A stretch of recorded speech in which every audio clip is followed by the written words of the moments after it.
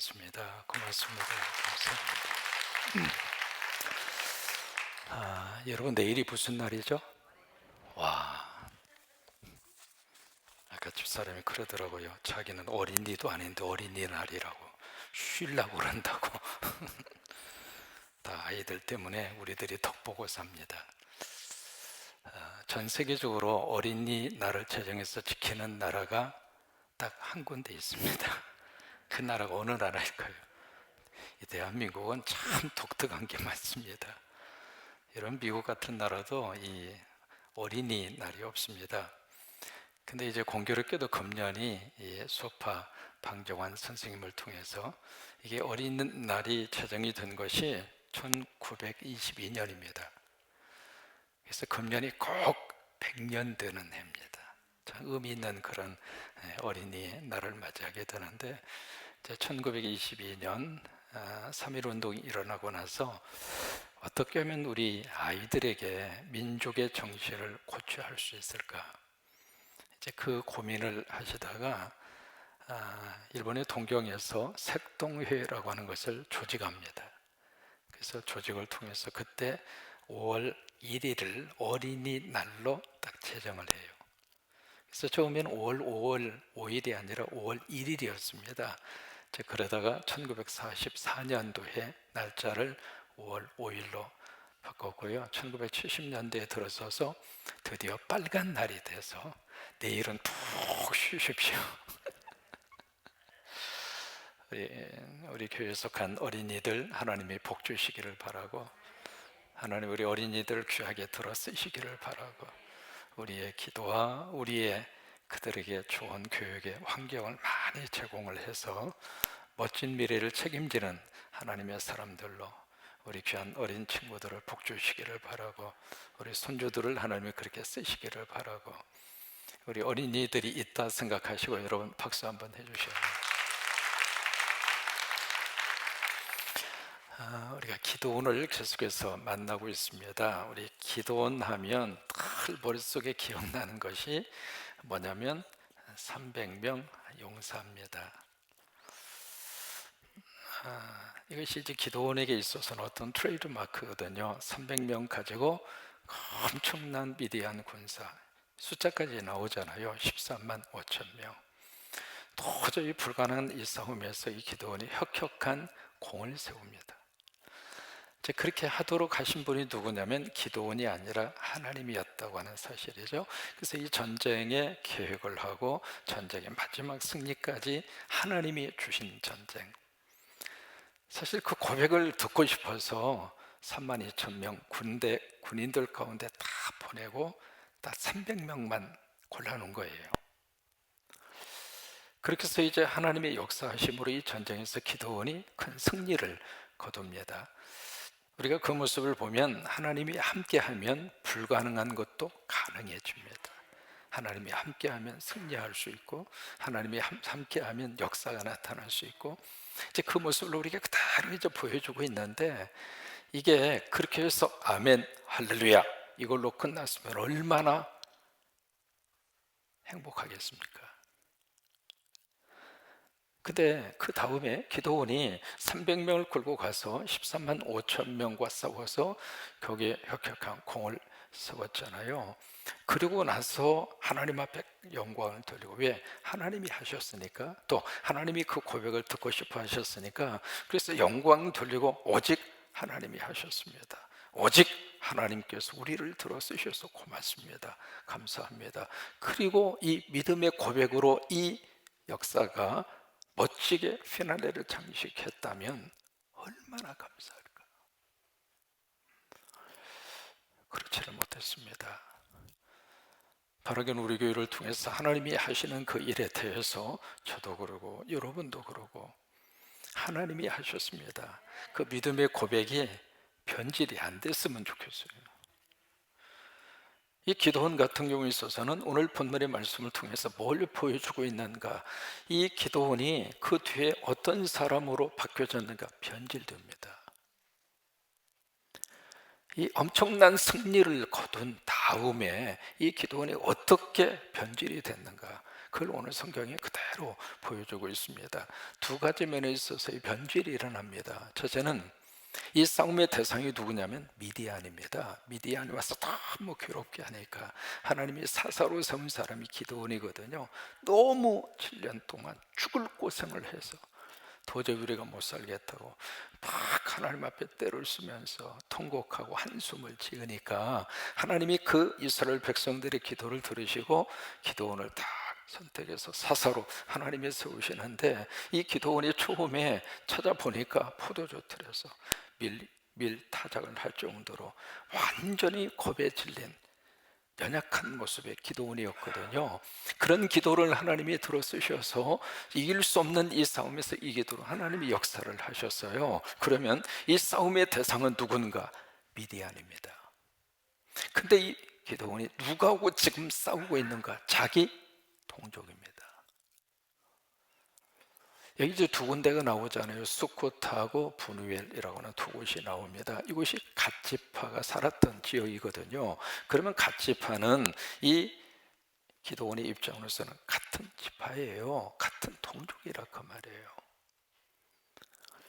아니, 미디안과 싸워서 이기고 승리하도록 그렇게 세운 이 군인들이 누구를 지금 몰살을 시키고 있느냐면 수콧에 있는 사람, 그리고 분우엘에 있는 사람.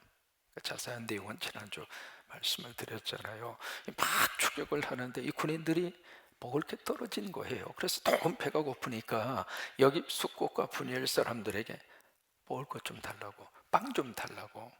그러니까 이 사람 나름대로 거기가 국경이거든요. 이 국경에서 이 싸움의 승패가 어떻게 될지 모르는데, 만약에 이쪽 편으로 딱 섰다가 만약에 기드온이 지면 어떻게 되는가? 미디안에 의해서 숙곳과 분이엘 사람들이 몰살을 당합니다. 이럴 수도 없고 저럴 수도 없는 거예요. 그런 처지와 형편 속에 있는데 그 상황 자체를 기드온이 전혀 이해하지 않고 빵 안 줬다고, 너 두고 보자고 말이에요.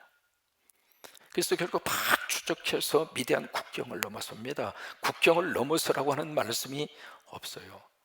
기드온이 오버한 거죠.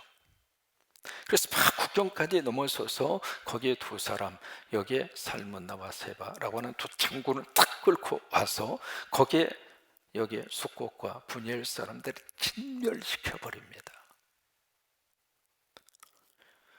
그러면 기드온이 왜 숙곳과 분이엘 사람들 자기 동족인데 그 동족을 그렇게까지 진멸을 지금 하고 있는가? 지금 감정이 격한 거예요. 너희들이 우리를 그렇게 취급해? 내가 가만 안 둘 거야. 거기에서 기드온이 결정적인 실수를 합니다. 그래서 이제 거기에 세바와 살문나라고 하는 두 왕을 포로로 잡아서 끌고 오잖아요. 끌고 와서 거기에 자기 아들, 이름까지 나옵니다. 여델이라고 하는 아들이 나오잖아요. 장남 여델이라고 하는 아들한테 칼을 딱 쥐어주면서 네가 이 적들의 목을 베라고. 여러분 생각하면 참 끔찍하죠. 어린 자식한테 두 적장을 앞에 놓고 목을 베라는 거예요. 근데 이 여델이라고 하는 이 장남이 하도 어려서, 그리고 두렵기도 하고 벌벌 떨면서 사람이 어떻게 사람 목숨을 찌르고 죽입니까? 그러니까 이 어린 이 여델이 하지를 못하니까 기드온이 칼을 빼서 세바와 그 다음에 살문나를 거기서 죽입니다. 죽이면서 오늘 18절에 그들한테 던지는 질문이 있습니다. 18절에 뭐라고 지금 질문을 던지냐면 너희가 다볼에서 죽인 사람들, 그 다볼산 전투가 있었거든요. 그 전투에서 이 두 적장이 가서 이스라엘 사람들을 죽였는데 누구를 죽였는가? 기드온 가족들을 죽인 거예요. 그것을 지금 끄집어내는 거예요. 내가 이 시간에 너희들의 목을 치는 것은 그때 너희들이 다볼산에서 우리 형제들을 죽였고 우리 가족들을 죽인 것에 대한 복수다. 지금 하나님이 기드온을 선택을 해서 지금 이 전쟁을 하게 하시는 그 이유는요, 이에는 이, 눈에는 눈, 동일 보복률을 위해서 지금 기드온을 하나님이 그렇게 쓰시는 게 아니에요. 개인의 어떤 원한과 감정을 좀 풀 수 있는 기회를 주기 위해서 이 싸움에 기드온을 장군으로 세운 게 아니에요. 근데 기드온은 사사로운 자기의 감정을 복수구로 피비린내를 나게 합니다. 그 다음에 두 번째, 무슨 일이 지금 발생하는가? 그 이스라엘 사람들이 여기 숫곳과 분이엘 그곳에서 이 기드온이 너무 잔인하게 사람들을 진멸하고 망대를 헐어버리고 가시와 찔레로 그들을 완전히 몰살을 시키고, 그 모습을 보면서 그 소문을 듣고 나서 이스라엘 백성들이 와, 기드온 그렇게 안 봤는데 이 보통 사람이 아니다 그거예요. 마치 날카로운 발톱을 숨기고 있었던 독수리처럼. 처음에 우리가 기드온을 만났을 때는 그 포도주 틀에서 벌벌 떨면서 먹고 살려고 밀리 이삭을 타작하던 그런 겁쟁이, 그런 어떤 소심한 사람, 그런 사람으로 기도를 봤는데, 아니 숫곳과 분이엘 두 곳에서 지금 하고 있는 그 행동을 보니까 이 기드온이 보통 사람이 아닌 거예요. 그러다 보니까 이스라엘 전체 백성들이 무슨 생각이 드는가? 지금 두려움에 떨고 있는 거예요. 그래서 뭐라고 제안을 하는가? 여러분 그 다음에 보시면은요 22절입니다. 우리가 그냥 읽으면 그 분위기와 그 뉘앙스를 읽어내기가 조금 어렵습니다만은 여러분들이 설교를 들으시면서 읽으면 좀 이해가 되실 거예요. 22절을 보시면 그때가 어느 때일까? 말씀드린 그런 분위기가 있었던 그때예요. 그래 이스라엘 백성들은 이 기드온이 미디안을 물리쳐줘서 너무 감사하긴 한데 그의 잔인한 그 모습을 보고 와, 이런 사람이었는가? 그 생각이 든 거예요. 그래서 두려워서 뭐라고 제안을 하는가? 22절에 기드온에게 제안합니다. 당신이 우리를 미디안의 손에서 구원하셨으니, 당신이 구원한 게 아니죠. 하나님이 구원하셨잖아요. 그러니까 하나님이 이 전쟁에서 이기게 하시고 하나님이 구원을 하셨는데 하나님은 싹 없어지고 기드온 당신이 부각되고 있는 거예요. 그런 분위기로 기드온이 끌고 간 거예요. 당신 우리를 미디안의 적으로부터 구원을 했으니 당신과 당신의 아들과 당신의 손자가 찾아 손손 이 나라의 왕이 되소서. 이 백성들이 이 제안이 선의의 마음에서 이 제안이 나왔을까요? 아니면은 어쩔 수 없이 두려움에서 나온 제안일까요? 1번일까요? 2번일까요? 2번이에요. 그러니까 이 제안을 받은 기드온이 거기서 뭐라고 이야기하는가? 참 23절의 말씀을 보면은요, 야, 기드온 이렇게까지 겸손한 사람이었는가? 그 생각이 들 정도로 기드온이 지금 어떤 반응을 보이고 있는가? 23절에 보시면 내가 너희를 다스리지 아니하겠고 나의 아들도 너희를 다스리지 아니할 것이고 여호와께서 너희를 다스리리라 하니라. 하나님이 왕이신데 내가 어떻게 이 나라의 왕이 될 수 있겠는가? 기가 막히죠? 와, 세상에 이런 사람이 있나 싶을 정도로 감동이 안 옵니까? 그죠? 그런데 어느 시대나 정치인들은 정치적으로 하는 말을 고지 긋도록 믿으면 안 돼요. 우리가 한두 번 속습니까? 지금 기드온이 하고 있는 이 말이 겉으로 드러나서 겉으로 봤을 때는 도대체 야, 기드온이 참 하나님을 잘 섬기고 그래, 이 나라의 왕은 하나님이지, 난 왕노릇 하지 않을 거야, 우리 자식들도 왕의 자리 절대로 올리지 않을 것이야. 그 말 그 자체가 얼마나 은혜스럽고 얼마나 신앙적이고, 그런데 그 말 그대로 할 수 있을 만한 인격을 가졌는가? 그건 아니라고 하는 거예요. 오늘 성경이 그걸 우리에게 보여주고 있는 거예요. 이게 참 묘해요. 정의를 많이 외친 사람이 정의로운가? 꼭 그런 건 아닙니다. 그러니까 정치인들을 우리가 많이 보잖아요. 내가 당선이 되면은 코로나로 인하여 손해를 보신 소상공인 여러분들 내가 전부 다 뭐 300억, 아이 그거 가지고는 더 많이 30조 가지고는 뭐 줄라면 팍 줘야지 뭐 30조 가지고 아이 뭐 50조 60조 할 것도 없이 손해를 보신 소상공인들 전부 다 보상을 해드리겠습니다. 뭐 없잖아요. 당선이 되면 우리 모든 군대에서 근무를 하는 병사들에게 200만 원씩 임금을 올려주겠습니다. 올라갈 것 같아요? 취임도 안 했는데 벌써부터 꼬리가 이상한 거예요. 내가 당선이 되면 여가부를 당장 폐지하겠습니다. 그것을 폐지하는 사람을 좋아하는 쪽에 막 박수를 쳤죠. 근데 여가부 폐지가 사라지는 거예요. 뭐 그게 좋다 나쁘다 그걸 떠나서요. 이게 바로 정치인들이 하는 말입니다. 기도원도 마찬가지입니다.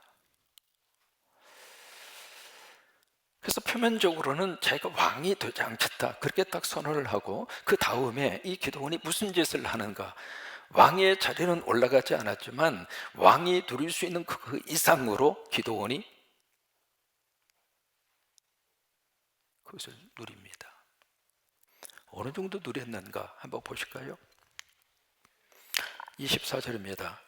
기도원이 또 그들에게 이르되 내가 너에게 요청할 일이 있다. 뭔가를 좀 요청합니다. 뭘 요청하는가?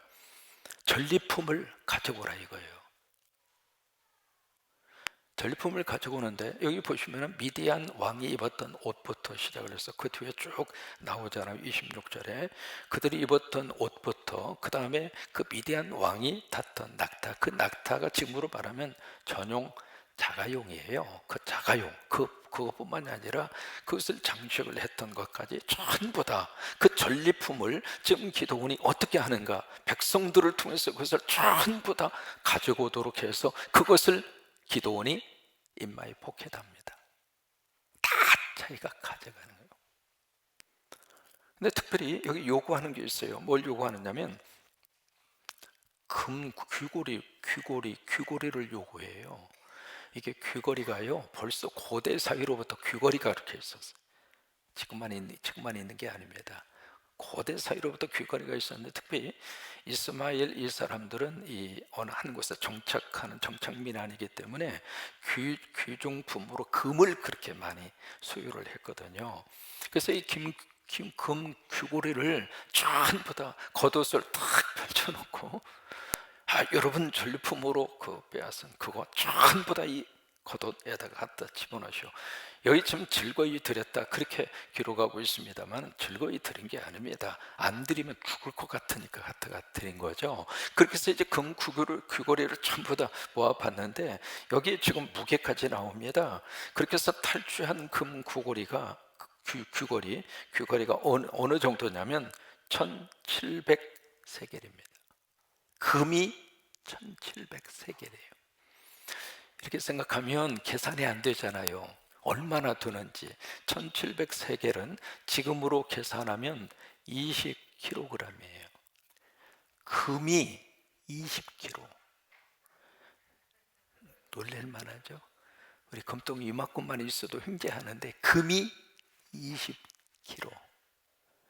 이걸 감이 잘 안 되니까 돈으로 계산, 우리 한돈, 두돈, 석돈 그러잖아요. 5168돈. 이렇게 하면 조금 더 감이 안 오잖아요.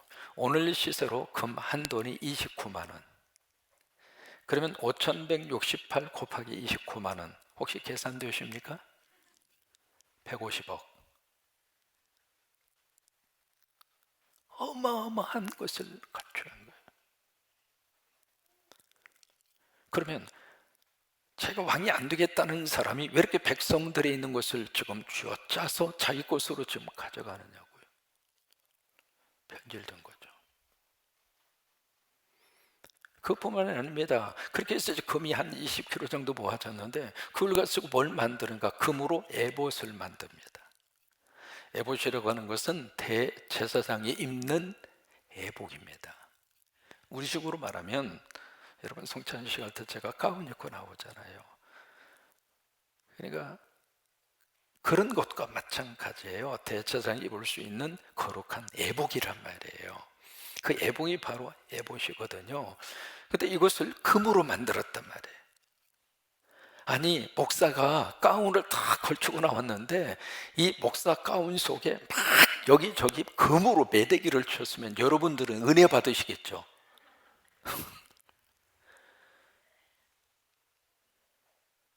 자기가 제사장도 아닌데, 자기가 대제사장도 아닌데 에봇을 왜 만들며 그것을 왜 금으로 만들었냐고. 그래서 그것을 어디다 놨는가? 자기 고향 오브라라고 하는 곳에 딱 갖다 놨는.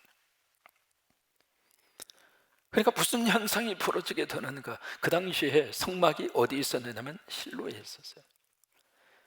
예배를 드리려면 실로로 가야 돼요. 그런데 실로로 가지 않고 그 백성들이 오브라로 오는 거예요. 기드온의 고향으로. 왜? 거기에 기드온이 만들어 놓은 금 에봇이 있으니까. 그래서 이 에봇을 놓고 막 우상 숭배하고 에봇을 섬기고 기드온이 변질된 겁니다. 10계명 중에 2계명이 있잖아요. 그 어떤 것도 만들지 말라. 그 계명을 기드온은 어깁니다.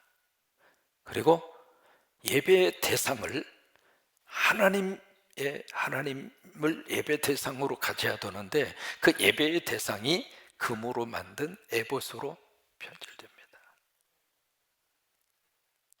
그게 기드온이에요. 여러분, 왜 기드온이 이랬을까?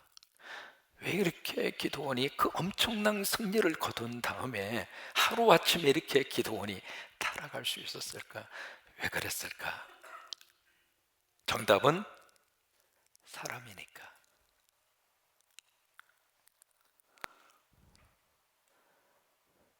사람은 죄를 지어서 죄인이 되는 게 아닙니다. 우리는 죄의 DNA를 가지고 태어납니다.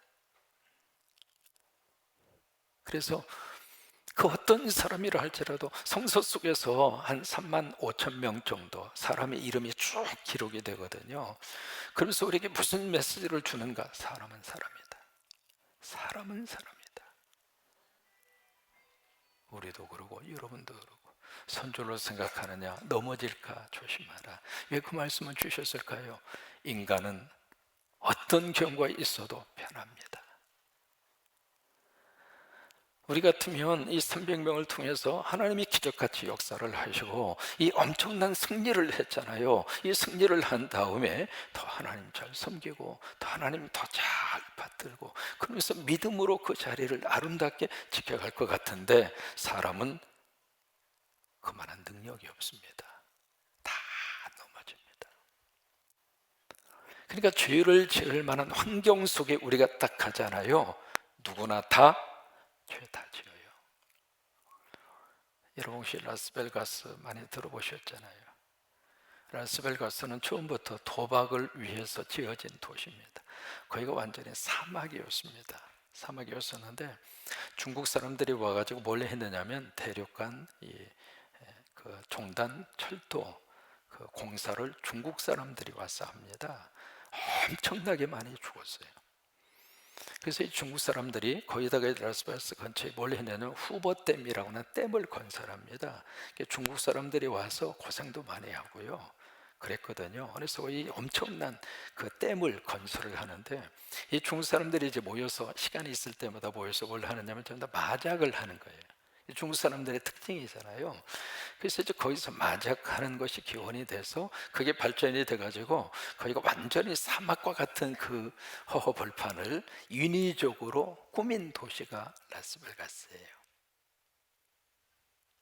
거기 가서 보면은 돈의 힘이 얼마나 큰가 그걸 느낄 수 있는 데가 라스베가스예요. 그런데 여러분 거기 가시면은요 하나님 나 여기서 시험 들지 않게 해주세요. 기도할 필요 없습니다. 왜? 다 시험 다 들어요. 가서 이거 안 할 수가 없는 거예요. 금식기도 10번 하고 가셔도 내려오는 순간부터 눈알이 바짝바짝 누구든지 죄를 지을 만한 환경과 죄를 지을 만한 기회를 가지면 다 넘어져요. 이 방법은 안 가는 거예요. 안 가면 할 필요도 없잖아요. 그러니까 기도원의 이 모습을 보면서 어떻게 기도원이 그럴 수 있느냐, 그게 아니에요. 우리도 얼마든지 그럴 수 있어요. 여러분, 예수 믿으면 첫 번째 중요한 것이 성령의 내주입니다. 성령님이 내 안에 계셔서, 하나님의 영이 내 안에 계셔서 예수를 주라 시인합니다. 아멘이죠. 그래서 우리가 예수 믿는 거예요. 그런데 그 다음에 또 중요합니다. 성령 충만입니다. 매 순간순간마다 성령으로 충만하지 않으면 기도하고 똑같습니다. 다 넘어지게 돼 있어요. 기도원이 이제 40년 동안 사사 생활을 하거든요. 40년 사사 생활을 하는데 이 큰 전쟁에서 승리를 하고 개인의 믿음의 삶의 전쟁에서는 패배했습니다. 그게 기도원이에요.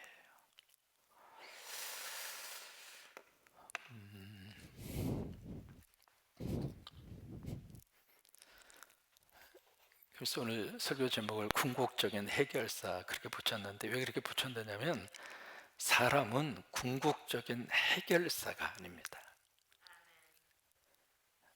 그래서 우리가 간절히 기도하는 이유가 그거예요. 5월 20일 날 새로운 정부가 들어서는데 잘 해주기를 바라죠. 근데 그도 인간일 뿐이에요. 결국 궁극적인 해결을 해 주시는 분은 하나님이에요. 그래서 우리가 기도하자는 이야기예요. 하나님이 간섭하시고 하나님이 도와주셔서, 그들이 악한 영에 뒤집어 씌우려고 하는 순간에 하나님이 도와주셔서 하나님이 막아주시기를 바라고, 국가의 100년 대계를 정말 지혜롭게 판단하고 지혜롭게 잘 통치하도록 국민이 그들에게 부여한 5년이라고 하는 짧은 새빵살이 하는 거잖아요. 그 새빵살이 딱 들어갔다가 끝나면 나오면 끝이잖아요. 제가 처음에 여기에 교회에 와서 청병을 받고 사택에 갔습니다.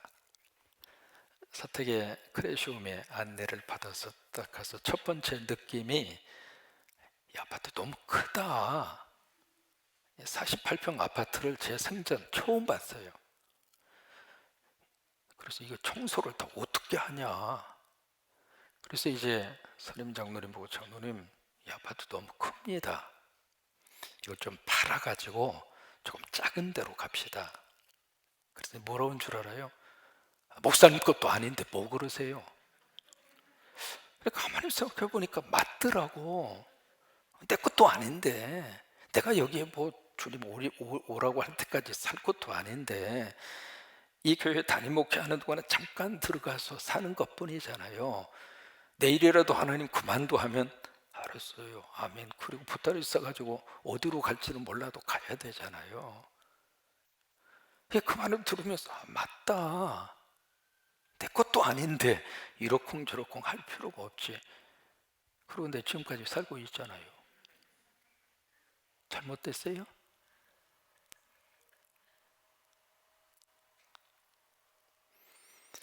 우리가 믿고 의지할 분은 하나님이십니다.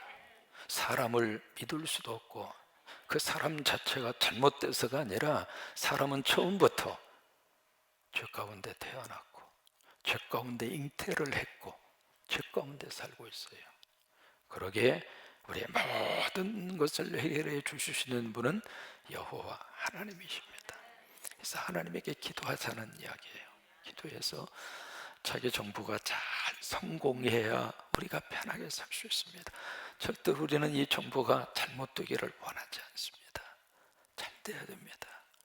그래야 나라가 편안하게 그렇게 살아갈 수 있으니까, 그런 마음으로 궁극적인 해결사는 여호와 하나님이시구나, 그것을 다시 한번 느끼면서 기도할 수 있게 되기를 바랍니다.